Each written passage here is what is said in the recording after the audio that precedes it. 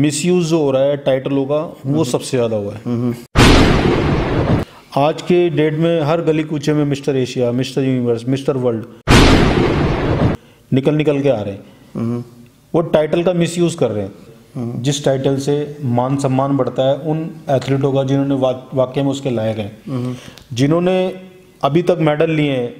पुराने की बात कर रहा हूँ, वो इतने तगड़े बॉडी बिल्डर हुआ करते थे कि उनको देखने का बारी बार मन करता था।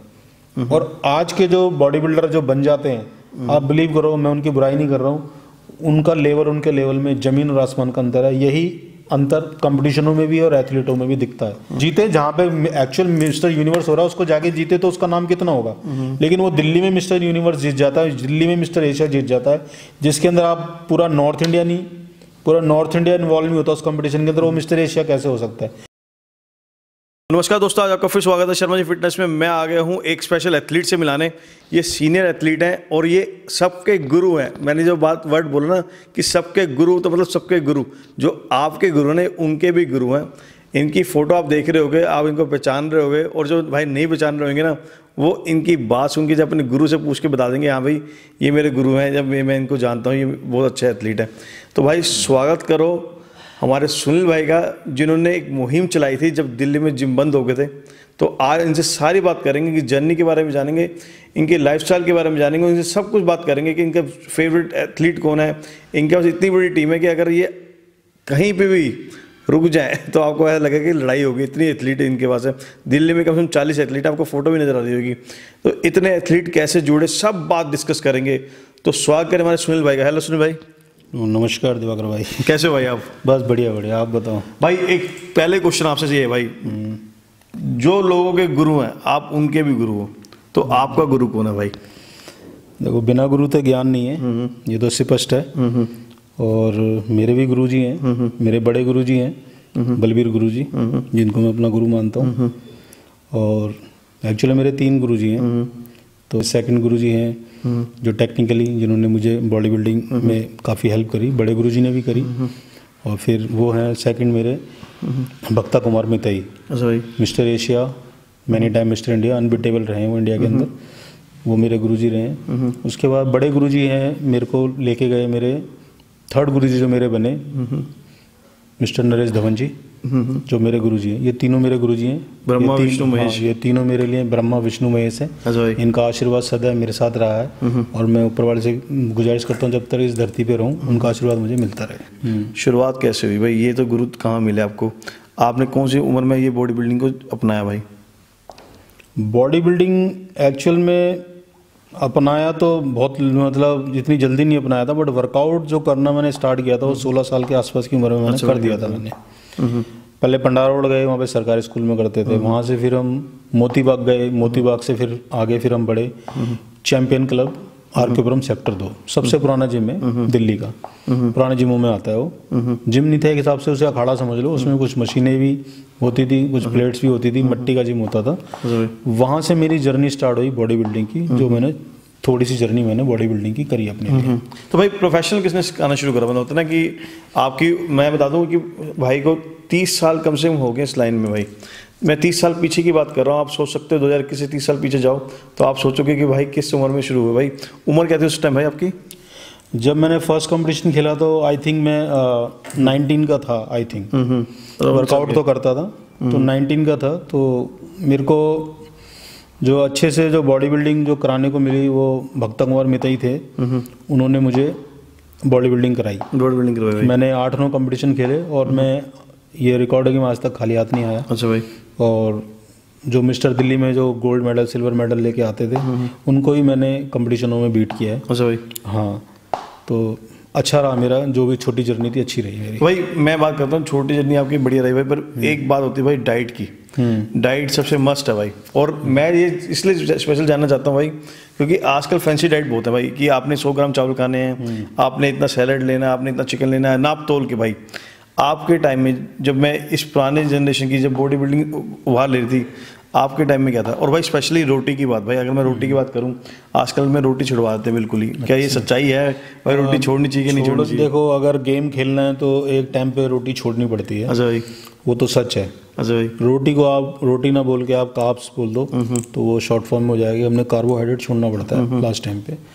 फिर डिपेंड करता है कि वो पीछे से क्या, मतलब उसको सप्लीमेंट क्या चल रहा है उसका, उस पर भी डिपेंड करता है उसकी डाइट का। तो ये थोड़ा अलग मैटर है। बाकी जो हमारे टाइम पे था कि रोटी लास्ट टाइम तक भी नहीं छोड़ते थे। अच्छा भाई। और मेहनत बहुत अच्छी होती थी। मेहनत इतनी अच्छी होती थी और मेटाबॉलिज्म इतना हाई होता था, चाहे वो एज फैक्टर समझ लो, उसमें वो एज फैक्टर था कि हम जितनी मर्जी रोटी खा लें, जितना मर्जी खा लें, हमें थोड़ी देर बाद फिर भूख लग जाती थी। तो खाना हमारा बहुत जल्दी कंज्यूम हो जाता था। और बस यही रहा है, मेरी पूरे दिन भर की 55 रोटीज होती थी पूरी एक दिन के अंदर। रोटी भाई? हाँ, 53 से 55 में खा लेता था इजीली। ये खाली आपकी है भाई? हाँ, मेरी खाली होती थी। फैमिली की किसी की इंक्लूड नहीं इसमें? वो फैमिली की इंक्लूड नहीं है, बल्कि इन रोटियों के साथ मेरा एक फ्रेंड है जो गवाह है, अनिल यादव, जो हम साथी थे बचपन के। हम दोनों चूल्हे पे बैठ के, मेरी मदर चूल्हे पे रोटी बनाती थी, मोटी मोटी, वो आजकल की तरह वो नहीं, पतली वाली नहीं भाई? पतली वाली नहीं, मोटी वाली, अच्छी वाली। मोटी रोटी, मोटी रोटी। हाँ, वो रोटियाँ एक टाइम में 55 नहीं होती थी वैसे, गिनती पूरे दिन में। हाँ, मेरे डिनर की 23 से 25 होती थी, बाकी जो ब्रेकफास्ट और डिनर के लगा के 55 के आसपास हो जाती थी। तो नेचुरली हम, इतनी डाइट अच्छी थी, प्रोटीन का तो कोई नामो निशान नहीं था किसी भी चीज़ का। वही चीज़ हमारे काम आती थी। अगर हम एक्सरसाइज भी करने जाते थे तो जैसे राइस हो गए, शहद हो गया, दही हो गई, या चाय कॉफ़ी, मेरे को चाय का बहुत शौक है, ये सब यहाँ तक खा के पूरा लोड हो के हम जिम पे जाते थे। और जब हम वर्कआउट करते करते, जब तक हमें भूख नहीं लगती थी, तब तक वर्कआउट नहीं छोड़ते थे।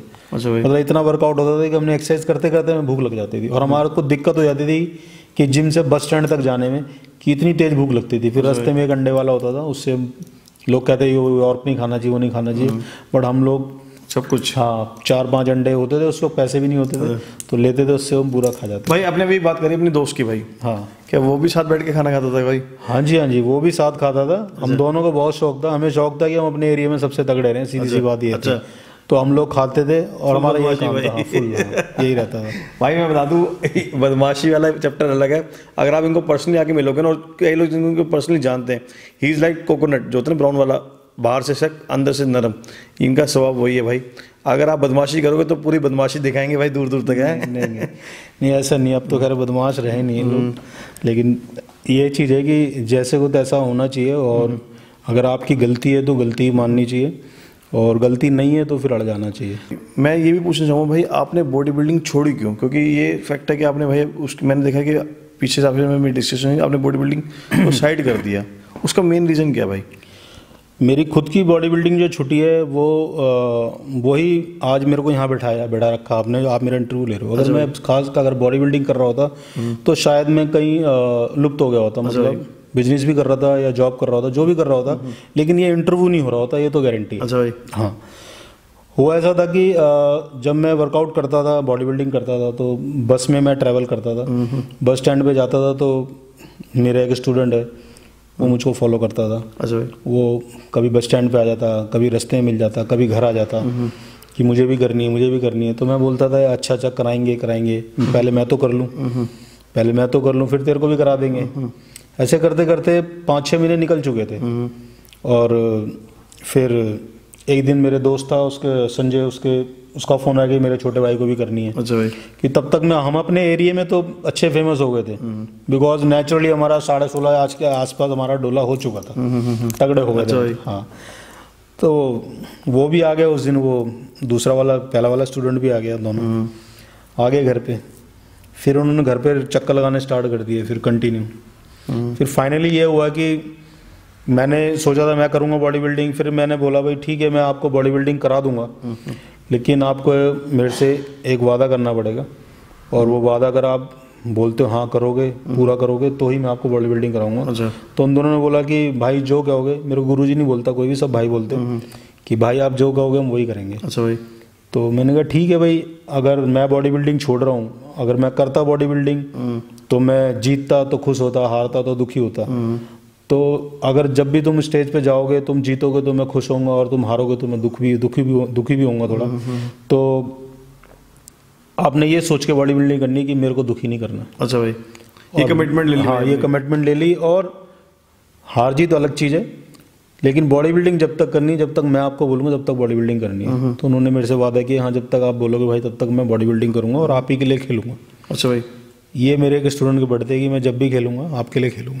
भाई ये मैं नाम अभी रिवील नहीं करूँगा, अभी रुको। मैं आपको एक चीज़ यहाँ पे दिखाना चाहता हूँ भाई, ये होता है रिलेशनशिप। और मैं बता दूँ वो स्टूडेंट इनका आज भी कम्पीट करता है, बिल्कुल। और बहुत जल्द आपको वो दिखेंगे भी। पर भाई मैं शुरुआत करता हूँ भाई स्टूडेंट्स के बारे में। ये स्टूडेंट की बात मैं बाद में करूँगा। सबसे पहला स्टूडेंट आपको कौन था भाई, आपको याद है कि सबसे पहले जो मेरे पास आया था अरुण कुमार, जो है हमारे अरुण भाई के नाम से फेमस है, कोटला में जिम है। हाँ, उनके भी काफ़ी स्टूडेंट हैं। सबसे पहले वो मेरे पास आए थे। अच्छा। 1998 के आसपास मेरे पास आए थे। IIT के जिम में, हम DD के जिम में मैं कोचिंग कराता था, अपने रिलेटिव के यहाँ जिम था हमारा, कॉन्टैक्ट पे लिया हुआ था। तो एक डसीला भाई है, उनका मेरे पास मैसेज आया था कि ऐसे ऐसे एक है लड़का, मैं उसको लेके आना चाहता हूँ और वो तगड़ा होना चाहता है। और वो तो मैंने कहा ठीक है आप आ जाओ लेके। वो जिम पे लेके आए। तो अरुण साथ में स्विमिंग करते थे पहले, नेशनल प्लेयर रह चुके आई थिंक। तो वो आए तो उनसे मेरी ऐसी मतलब वाइब्स आई एक दूसरे के बीच में, हम दोनों की शक्लें भी काफ़ी मिलती थी पहले। तो मुझे लगा यार मेरा छोटा भाई आ गया है। अच्छा। तो बस वहाँ से जर्नी स्टार्ट हो गई। और मेरे तो ये है कि मैं उसको अपनी परछाई समझता हूँ, और आज तक लाइफ टाइम मेरी परछाई मैं समझता हूँ अपनी। ऐसा रिलेशन बना मेरा। बॉडी बिल्डिंग करी उन्होंने, तो मैं उसको कभी स्टूडेंट नहीं बोल सकता कि स्टूडेंट बन के, मैंने अपने छोटे भाई समझ के साथ हमने वर्कआउट किया। जितना मुझे पता था उतना उनको बताया, और उसने जितना मैंने बताया उससे कहीं ज़्यादा उसको आगे पहुँचाया। और ये चीज़ है भाई। मैं अब स्टूडेंट नहीं वर्ड यूज़ करूँ, मैं यूज़ करूँ ऐसे कितने भाई हैं और जिनके ये हमारे भाई हैं। ऐसे तो बहुत हैं, मतलब गिनती, मतलब मैं भी नहीं नाम भाई, कुछ नाम क्योंकि मैंने ना वर्ड यूज़ करा, जो आपका कोच है उनके कोच मेरे साथ बैठे हैं भाई। मैं कुछ नाम आपसे सुनना चाहूँगा भाई। देखो उसके बाद फिर गब्बर, जो मैं बता रहा था आपको, दीपक गब्बर ये अनबिटेबल रहा। अरुण शौकीन है, मंजीत शौकीन है, संजय शौकीन है, अनूप यादव है, वीरेंद्र टर्मिनेटर बोलते हैं हम उसको, रंजीत है, भुप्पी रावत है, नितिन दुग्गल है, से बहुत है। दीपक नंदा जैसे लेटेस्ट अभी आपने देखा होगा। हाँ, जो है दीपक नंदा बहुत है। मतलब इतने स्टूडेंट है, अब मैं बताता जाऊंगा तो शायद शार्दुल है, लक्की है, सन्नी वर्मा है, रघु वर्मा है, बहुत एथलीट है, विक्की है, शिवा था अभी NPC में गया था, ओवरऑल टाइटल लेके आया था लास्ट ईयर। हाँ, तो शिवा है। मतलब पूरी टीम भाई आपके पास है? हाँ जी बहुत है सर। मैं अभी नाम लेना स्टार्ट करूंगा, लेता जाऊंगा, भूल जाऊंगा, लेकिन भाई हाँ। सारी बेस्ट है भाई, ये नहीं कि कोई इनका बहुत फेवरेट है या कुछ है, सारी बेस्ट हैं। और भाई मैं आगे आपसे बात करता हूँ भाई। एक मुहिम अभी जब दिल्ली में लॉकडाउन लगा था भाई, जिम बंद हुए थे भाई, और आपके दिमाग में कैसा है कि भाई मुहिम चलानी है, कैसे क्या करना भाई? दिवाकर भाई एक चीज़ मैं बताना चाहता हूँ कि मैं ना थोड़ा सा इमोशनल आदमी हूँ, और बचपन से ही है कि मेरे को ना किसी को दुखी मैं देख नहीं सकता। अगर कोई दुखी इंसान मुझे नज़र आता है तो मेरे को लगता है पता नहीं क्या कर दूँ मैं इसके लिए। तो मेरे पास फ़ोन आते थे, जैसे हम एसोसिएशन से 2-4 से और अटैच हुए थे उस वक्त, तो मैं उनको बोलता था एसोसिएशन वालों को कि भाई आप कुछ करो, मतलब चलो बाहर निकलो, चलते हैं। तो वो एसोसिएशन वाले बोलते थे हाँ, लेकिन कुछ आउटपुट नहीं निकाल रहे थे। मेरी उनसे बड़ी काफ़ी खैचातानी हो रही थी, और उनसे मेरी लास्ट टाइम पे फिर बिगड़ भी गई। अच्छा भाई, कि भाई अब 4-5 महीने हो गए जिम बंद हुए, आप कुछ कार्रवाई नहीं कर रहे हो, और बस आपस में वो जूम मीटिंग कर लेते हैं। तो मेरे को समझ नहीं आ रहा था, मैंने नहीं तो ग्राउंड पे आना पड़ेगा। अच्छा भाई। और जब 4-5 महीने हो गए तो मेरे पास फिर फ़ोन आने लगे कि सर आप सुनील सर बोल रहे हो? मैंने हाँ। तो बोलना नहीं चाहिए, लेकिन बेचारे मतलब हर तरीके से, मतलब जब जो परेशान हो गए तो उनकी हेल्प करनी पड़ती थी, और मुझे उस वक्त बहुत दुख होता था। उनकी हेल्प करने में दुख नहीं होता था, ये होता था कि यार ये एक दिन हेल्प कर दूंगा, 2 दिन कर दूंगा, ये सरवाइव कैसे करेंगे? लाइफ तो बहुत बड़ी है, आगे तक जीना, और पता नहीं लॉकडाउन कब तक चलेगा, इनको काम धंधा नहीं मिलेगा, ऐसे पता नहीं कितने लोग हैं। फिर सुसाइड के केस आने लगे। सबसे पहले कोलकाता के अंदर सुसाइड हुआ, फिर लखनऊ के अंदर हुआ, फिर एक लड़के ने अपने डैड को मार दिया था डिप्रेशन में आके। तो ऐसी चीज़ें होने लगी जो मेरे को अंदर ही अंदर जो है वो कचोट रही थी, परेशान कर रही थी। फिर मैंने अपनी एक फेडरेशन बनाई, इंडियन जिम वेलफेयर फेडरेशन। उसके अंदर काफ़ी लोग आए मेरे साथ, और मेरे में हिम्मत, मैं तो घर से ही, मेरी बैकबोन स्ट्रांग थी कि मेरे पीछे इतने मेरे एथलीट थे, हर एथलीट के साथ काफ़ी लोग जुड़े हुए। तो मेरी बैकबोन मेरे एथलीट थे। मैंने कहा कोई नहीं होगा तो मैं अपने दम पे मैं धरने प्रदर्शन करूंगा और मैं हासिल करूंगा और मैं अपने जिम खुलवाऊंगा दिल्ली के, इंडिया के, सॉरी पूरे हिंदुस्तान के जिम खुलवाऊंगा। उस मुहिम में काफ़ी लोग जुड़े मेरे साथ। मैं सबके नाम ले लूँगा, किसी का रह जाएगा फिर नाराज हो जाएंगे, तो इसलिए हाँ वीडियोस देख लेना इंडियन जिम वेलफेयर फेडरेशन के पेज पे जाके, वो दिख जाएंगे।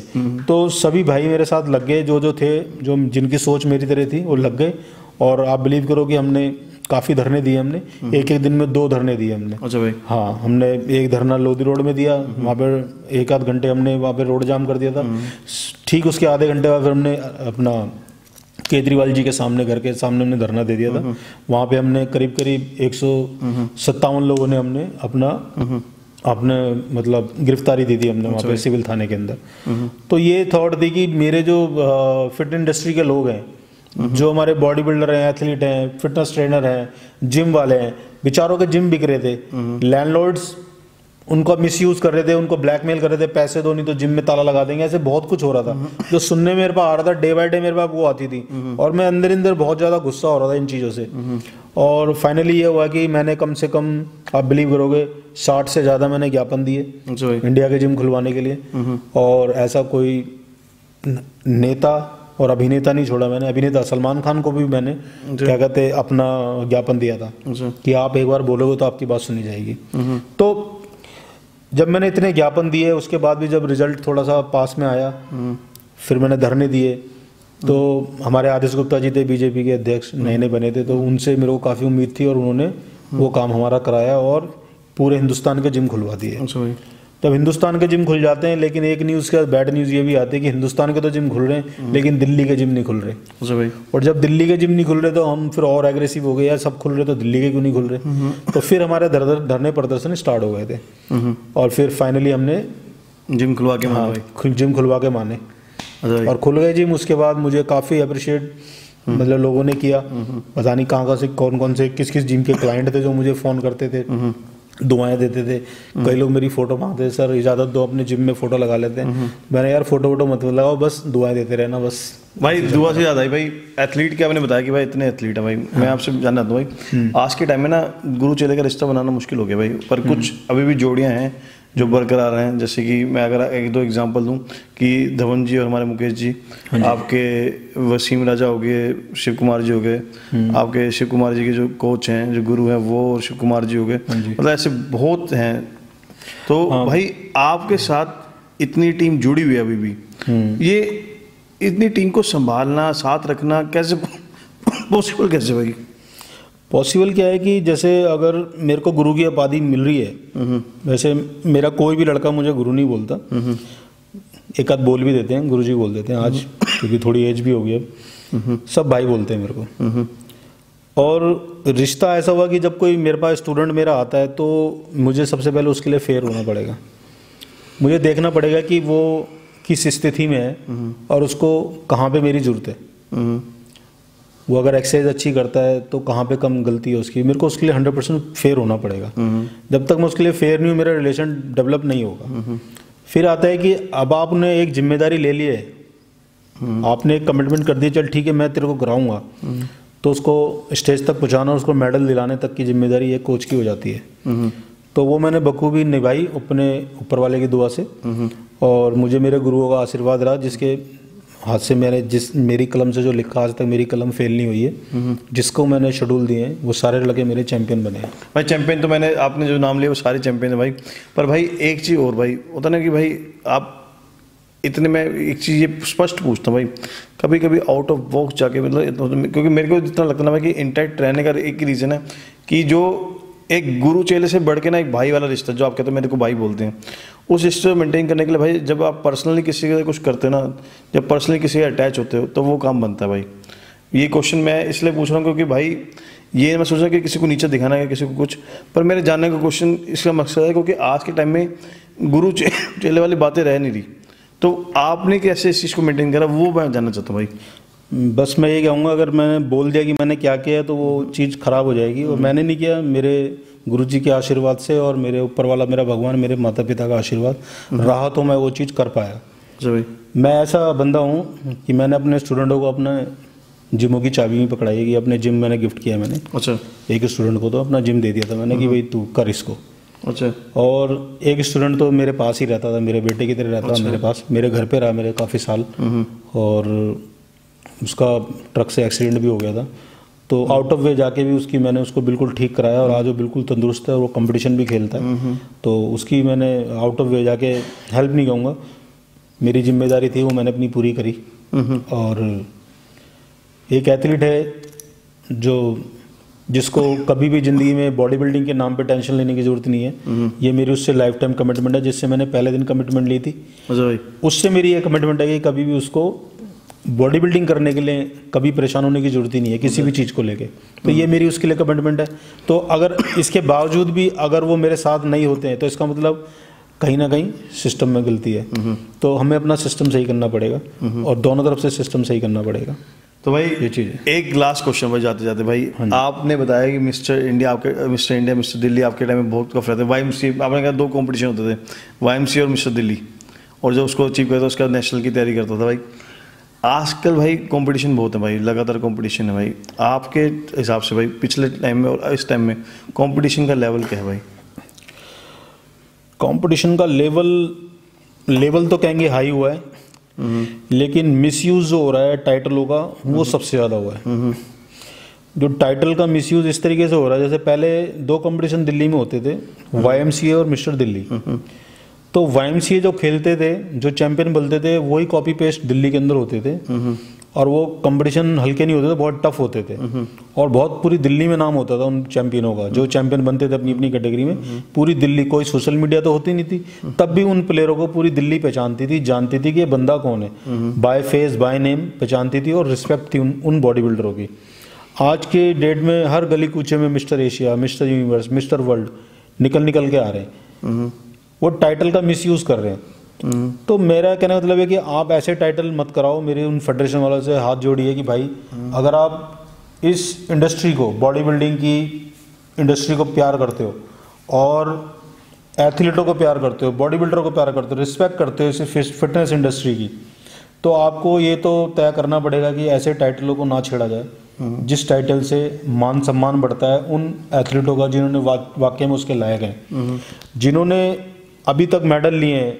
पुराने की बात कर रहा हूँ, वो इतने तगड़े बॉडी बिल्डर हुआ करते थे कि उनको देखने का बारी बार मन करता था। और आज के जो बॉडी बिल्डर जो बन जाते हैं, आप बिलीव करो, मैं उनकी बुराई नहीं कर रहा हूँ, उनका लेवल, उनके लेवल में ज़मीन और आसमान का अंतर है। यही अंतर कंपटीशनों में भी और एथलीटों में भी दिखता है। तो ये किसकी वजह से हो रहा है? वो लोग जो टाइटल जो मिसयूज कर रहे हैं टाइटल का नाम लगा के। तो सबसे रिक्वेस्ट है, आप कुछ भी करो, जैसे खान क्लासिक हो रहा है, अगर कोई बॉडी बिल्डर खान क्लासिक जीतेगा तो खान क्लासिक के हिसाब से उसकी प्रमोशन होगी, उसका नाम होगा। लेकिन एक मिस्टर यूनिवर्स जीत के आ गया, वो यूनिवर्स जीत सकता है, जीते जहाँ पे एक्चुअल मिस्टर यूनिवर्स हो रहा है उसको जाके जीते तो उसका नाम कितना होगा। लेकिन वो दिल्ली में मिस्टर यूनिवर्स जीत जाता है, दिल्ली में मिस्टर एशिया जीत जाता है, जिसके अंदर आप पूरा नॉर्थ इंडिया इन्वॉल्व नहीं होता उस कंपटीशन के अंदर, वो मिस्टर एशिया कैसे हो सकता है? तो यही कहने का मतलब है कि थोड़ा सा आप इस चीज़ को समझो, अच्छे कंपटीशन कराओ, अच्छा टाइटल रखो, लेकिन ऐसे टाइटल मत रखो, ऑथेंटिक टाइटलों को मत छेड़ो। ये मेरी रिक्वेस्ट है सभी फेडरेशन वालों से। फेडरेशन सारी अच्छी हैं, सब मेहनत कर रहे हो, कंपटीशन करा रहे हो, स्टेज देते हो, मौका देते हो खेलने का, इतने अच्छे काम कर रहे हो, लेकिन एक छोटा सा और इसको पॉलिश कर लोगे कि टाइटलों को, ऐसे ऑथेंटिक टाइटलों को नहीं छेड़ोगे, तो आप बिलीव करो हमारा जो बॉडी बिल्डिंग का जो लेवल है मेरे ख्याल से बहुत ही ऊंचा पहुंच जाएगा। हाँ जी भाई, इसी छोटे से नोट पे और इतनी अच्छी बात पे मैं इस वीडियो को करता हूँ एंड। मिलता हूँ अगले बार एक नए एथलीट के। Till then take care, bye bye.